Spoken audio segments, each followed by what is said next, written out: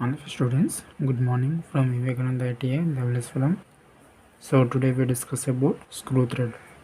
So ఇక్కడ ఒక screw thread ఉంది చూడండి. స్క్రూ థ్రెడ్ ఎలా ఉంటుంది, దాని ఫామ్ అండ్ దాని యొక్క టెర్మినాలజీ అనమాట. సో ఇక్కడ వీ షేప్లో ఎత్తుకున్న పార్ట్ని క్రెస్ట్ అంటారు. సో డౌన్లో ఉన్న పార్ట్ని రూట్ అంటారు అనమాట. పిచ్.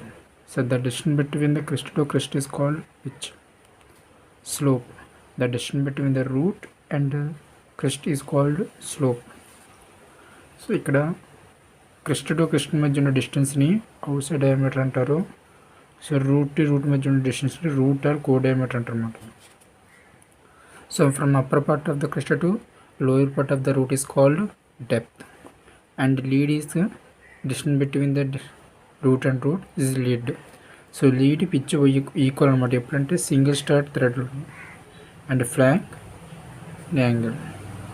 సో ఇక్కడ effective diameter, normal diameter. So effective డయామీటర్కి వచ్చేసరికి స్క్రూ థ్రెడ్ని ఇంజెక్ట్ చేసేటప్పుడు ఎఫెక్టివ్ డయామీటర్ అనమాట, అండ్ ఇది నార్మల్ డయామీటర్. దట్ మీన్స్ క్రెస్ట్తో ఈక్వల్గా ఉంటుంది అనమాట. So this is the centre of the axis of the screw thread. So జనరల్గా స్క్రూ థ్రెడ్ అనేవి ఇంటర్నల్ థ్రెడ్స్, ఎక్స్టర్నల్ థ్రెడ్స్ ఉంటాయి అన్నమాట. So internal threads and external థ్రెడ్స్లో మనం V shape triangular threads and square threads గురించి discuss చేసుకోబోతున్నాం. ఇక్కడ చూడండి, ఇంటర్నల్ అండ్ ఎక్స్టర్నల్ థ్రెడ్స్ అనమాట. So triangular or V thread, so పేర్లు ఉన్నాయి. సో ట్రయాంగిల్ షేప్లో ఉంటాయి, లేకపోతే వీ షేప్లో ఉంటాయి అనమాట. సో ఈ ట్రయాంగులర్ వీ థ్రెడ్ అనేవి ఇంటర్నల్గా ఎలా ఉంటాయి, ఎక్స్టర్నల్గా ఎలా ఉంటాయి. సో ఇంటర్నల్ మీన్స్ ఇన్సైడ్ అండి, థ్రెడ్డింగ్ అనేది ఇన్సైడ్ ఉంటుంది అనమాట, లోపల వైపు ఉంటుంది. అదేవిధంగా ఎక్స్టర్నల్ థ్రెడ్ అనేవి అవుట్ సైడ్ ఉంటుంది అనమాట, థ్రెడ్డింగ్ అనేది అవుట్ సైడ్ ఉంటుంది. అదేవిధంగా స్క్వేర్ థ్రెడ్ ఇంటర్నల్ ఎలా ఉంటుంది, ఎక్స్టర్నల్గా ఎలా ఉంటుంది. సో ఇవి డ్రా చేయాల్సిన అవసరం లేదు, ఇవి జస్ట్ మీ రిఫరెన్స్ కోసం, మీకు అర్థం కోసం ఇవి చూస్తే సరిపోద్ది. So next triangular V threads అనమాట. So first of all triangular V థ్రెడ్స్లో వచ్చేసరికి మనకి యూనిడిఫైన్డ్ థ్రెడ్ అనమాట. సో మనం థ్రెడ్డింగ్లోని ఎక్స్టర్నల్, ఇంటర్నల్ థ్రెడ్డింగ్ అన్నాము కదా. సో ఈ ఇంటర్నల్ ఎక్స్టర్నల్ థ్రెడ్డింగ్ ఇచ్చుకునేటప్పుడు ఒక డైమెన్షన్ అనేది ఫాలో అవ్వనమాట. సో ఇక్కడ చూడండి, ఎక్స్టర్నల్ థ్రెడ్, ఇంటర్నల్ థ్రెడ్.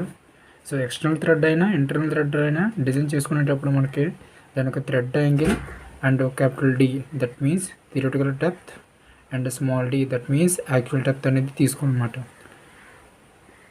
ఇక్కడ థ్రెడ్ యాంగిల్ అనేది ఎక్స్టర్నల్ థ్రెడ్కి ఇంటర్నల్ థ్రెడ్కి ఈక్వల్గా ఉంది, దట్ మీన్స్ 60 degrees అనమాట.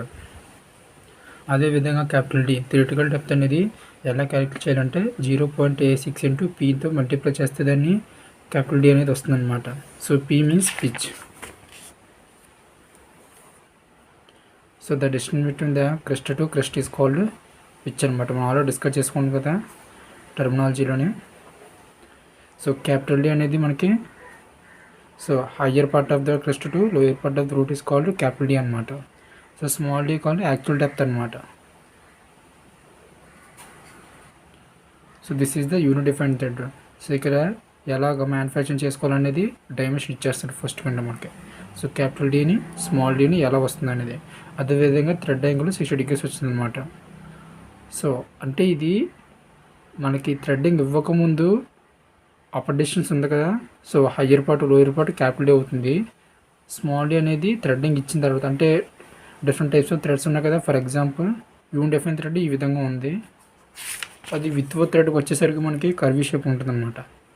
సో ఈ కర్వీ అప్పర్ పార్ట్, ఈ లోయర్ పార్ట్ నార్మల్ అనమాట. దట్ మీన్స్ యాక్చువల్ డెప్త్ అవుద్ది, స్మాల్ డి అవుద్ది. థియరిటికల్గా చూసుకుంటే మనకి, అంటే మ్యానుఫ్యాక్చర్ చేయకముందు ఒక పార్ట్ వస్తుంది కదా, ఇదనమాట, అది క్యాపిటల్ డి అవుతుంది అనమాట. సో థియరిటికల్ డెప్త్కి యాక్చువల్ డెప్త్కి డిఫరెన్స్ అది. సో విత్ థ్రెడ్ వచ్చేసరికి మనకి కర్వీ షేప్లో ఉందన్నమాట. And next one Sellers thread. So Sellers thread square box లాగా కట్ అయ్యిందనమాట.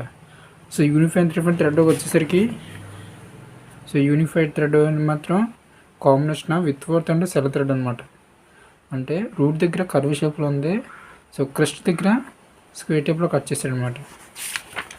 చూడండి, సో విత్ థ్రెడ్ వచ్చేసరికి కర్వీ షేప్లో ఉంది, అండ్ సెల్లర్స్ థ్రెడ్ వచ్చేసరికి స్క్వేర్ టైప్లో కట్ చేస్తాడు. ఈ రెండు కాంబినేషన్ చేస్తే మనకి యూనిట్ డిఫరెంట్ థ్రెడ్ వచ్చిందన్నమాట. Next one British Association thread. So మనకి బ్రిటిష్ అసోసియేషన్ థ్రెడ్ అండ్ విత్వ థ్రెడ్ ఈక్వల్గా ఉన్నాయి, అంటే చూడడానికి ఒకేలా ఉన్నాయి.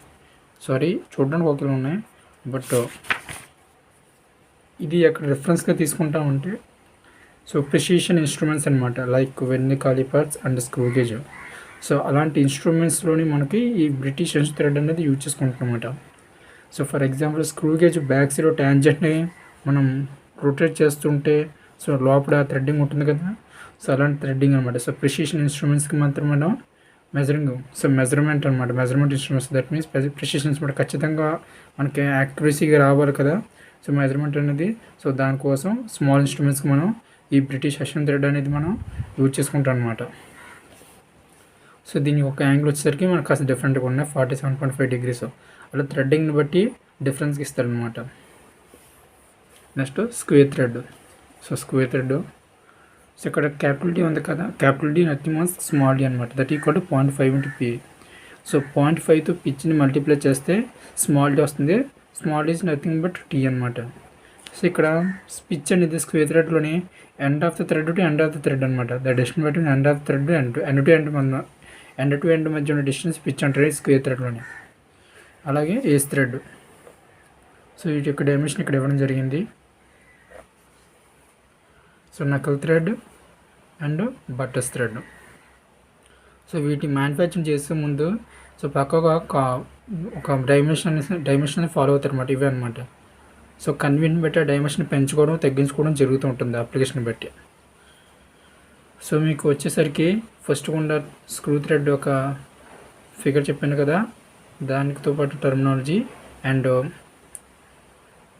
ఈ types of thread. So that means triangular V thread and square thread అనేవి ఫ్రీ హ్యాండ్తో డ్రా చేయాలి. అలాగే కన్వెన్షనల్ రిప్రజెంటేషన్ ఆఫ్ థ్రెడ్స్ అనమాట.